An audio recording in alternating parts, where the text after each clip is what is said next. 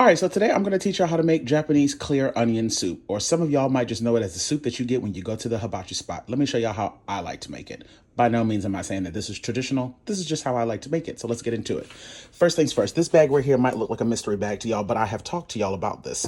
So what this is a combination of peppers and onions, celery, carrot that I have used that I've had left over from other recipes that weren't cooked. And so what I do is I just add them all to one bag and I place them in my freezer so that it doesn't go to waste. And because I'm making this pretty much a broth or a stock today, I decided that I wanted to go ahead and make use of this. So traditionally you would not have green and red bell pepper in it, but because all of this is going to get strained through a colander anyway, none of this is going to be in there. So it's really just going to add more flavor, which is totally fine. I also have one large sweet onion and a half of one that I also am going to make use of. I have 3 carrots, 2 stalks of celery because I have celery in that bag as well, so I'm not concerned.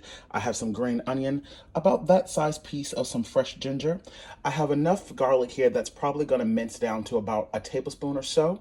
Now, I wanted to have a little bit of an umami flavor in my soup today, but I didn't have any seaweed, but I did have this. So I'm going to add in probably about a tablespoon of this rice seasoning. I absolutely love this stuff.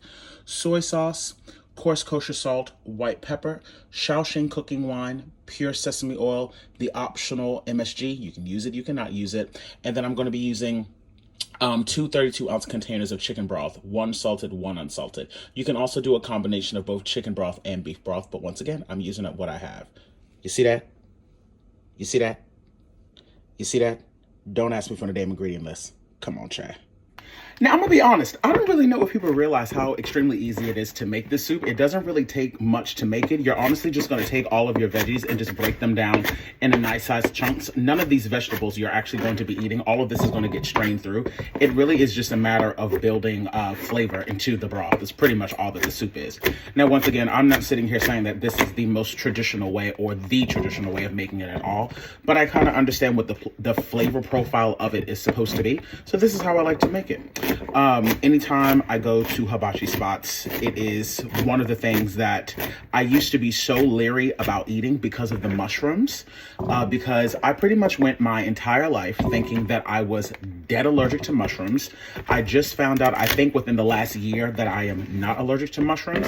I'm still terrified to eat them, have never cooked with them. So today is actually a very interesting day because this will be the first time have I ever handled mushrooms or ever cooked with mushrooms in my entire life.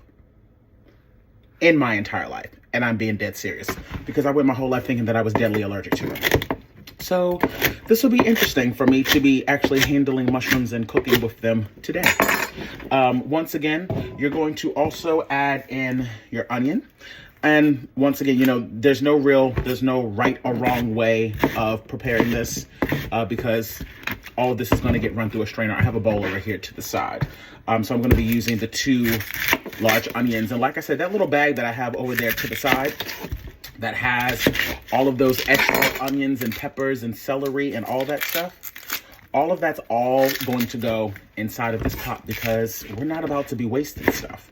There's no need for any of that. And the reason why I'm doing this in real time is because I want you guys to see how extremely quick and easy it is to prep this, to put this together, because it does not take long. After I cut up this onion and my piece of ginger, that will be the last bit of prep that I have to do for this recipe. It's just that simple. The garlic, I'm not even going to bother mincing that down. I can saute that in the pan itself. So let's go on ahead and let's move over to the stovetop. And if you didn't know, when you're working with mushrooms, although I don't cook with them, I know how to properly handle them. You never want to submerge mushrooms in water. You want to get yourself a wet paper towel and then just wipe off the top. And that is how you clean up mushrooms. But it's important that you do this. Do not skip this step. You want to know why? That's why. Clean them up, honey. And then I'm just going to slice them up. You can slice them up however you see fit, completely up to you. I'm only going to be doing this for the purpose of the video because you got to have the mushroom in there. And strangely enough, even when I was going to the hibachi spots and I thought I was deadly allergic to mushrooms, I always still let them put the mushrooms in the soup and I never got sick. I don't know, but I'm not a mushroom lover, but I understand that certain recipes call for it. So you do what you got to do, honey. And you already know you've got to have the green onion. The green onion is the key to the soup. It's really what's going to bring it to life. And it's also really why it is called clear onion soup. The green onion is going to wake up the entire bowl. Let's get all this together, honey. And for the ginger, you can add in as much or as little as you would like. I absolutely love the pungent flavor of the ginger in this soup, so I don't kind of shy away from it. But you can use as much or as little as you would like. But of course, you want to remove the outside skin. And this is about how much I will be using today. In the bottom of my pot, I'm going to add in 1 tablespoon of pure sesame oil. And to the pot, I've gone on ahead and added in the carrot, the celery, and the ginger. We're going to hold off on adding the garlic for just a few moments to kind of let this kind of saute up.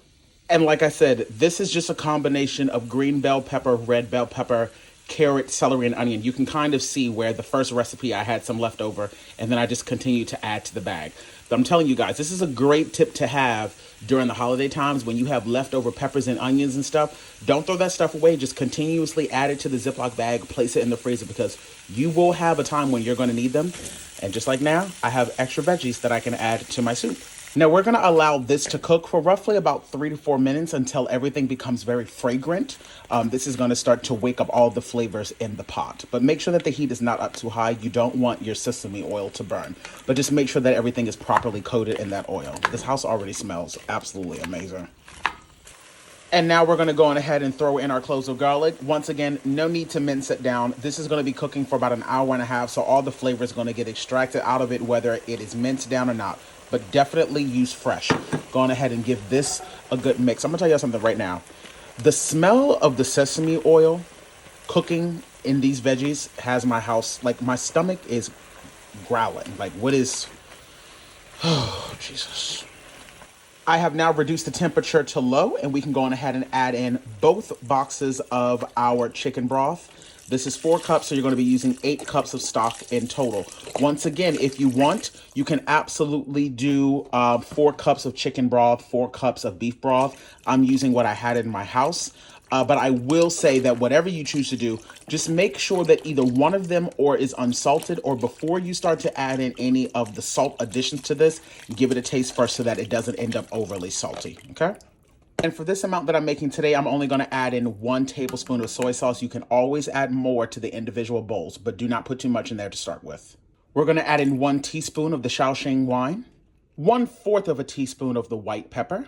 And again, I know that this is not traditional, but I'm going to be adding in 1 tablespoon of this rice seasoning. It's going to give some great umami flavor to it. And don't worry, all of this is going to get run through a strainer, so none of that's going to end up in the final dish.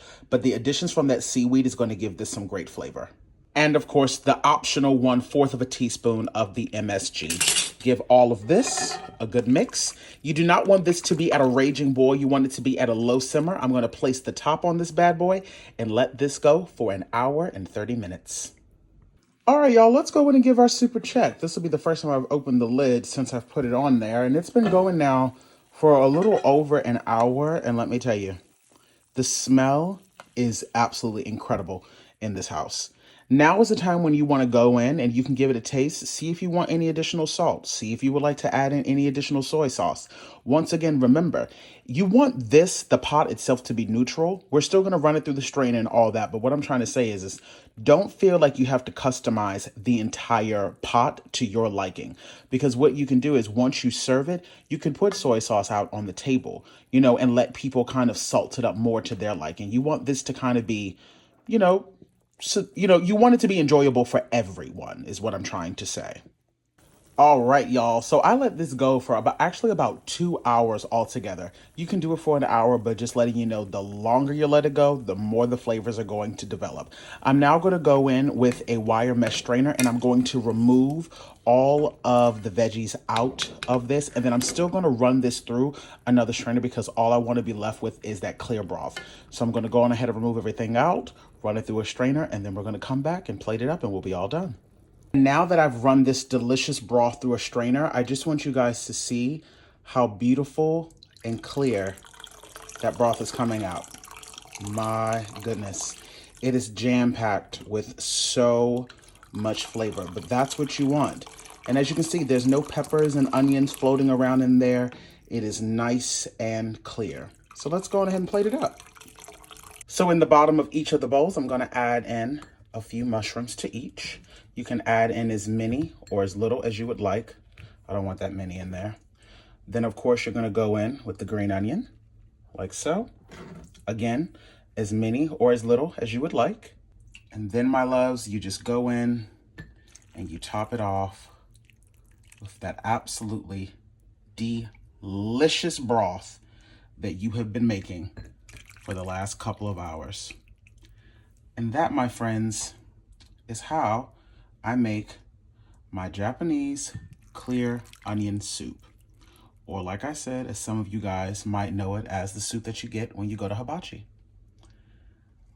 That's it. Let's give it a try. And let's go in for a taste test. I've added in an extra splash of soy sauce to my individual bowl. Let's give it a test.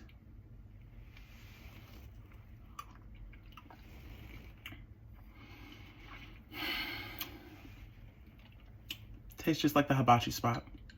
It's so refreshing, but so good. Make this. You're welcome.